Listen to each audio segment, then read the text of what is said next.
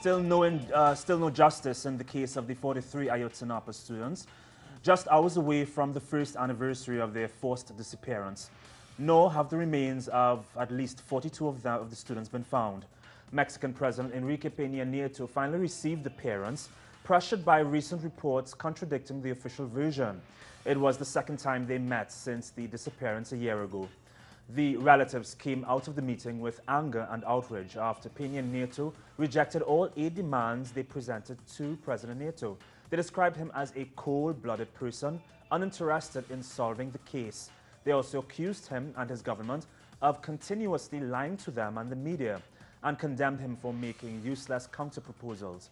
Our correspondent Clayton Khan has more on this.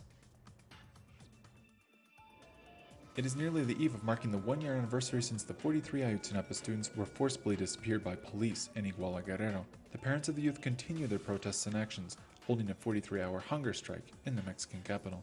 The Mexican government thinks it can lie to society and to us, saying that it was a crime from the mafia, but when we know it was state-sponsored crime.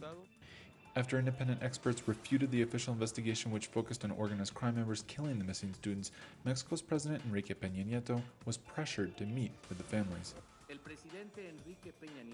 President Enrique Peña Nieto has expressed to all the government institutions that they are on the side of the parents, that the Attorney General and Interior Secretary have the instructions to listen to the parents and support at all times.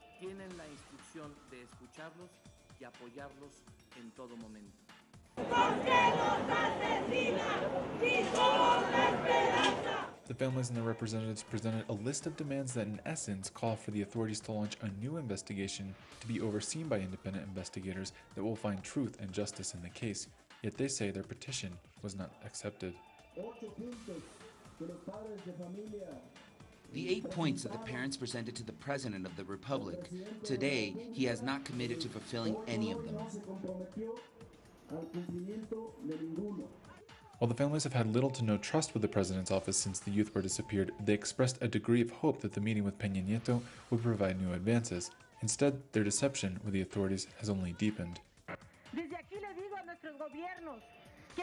From here we say to our government that they need to learn from their errors and that if they cannot resolve the problem, they need to leave it to the experts and to people who are serious and responsible.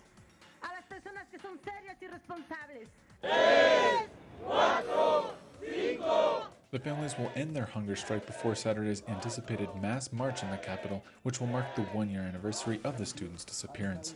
Clayton Khan, Telesur, Mexico City.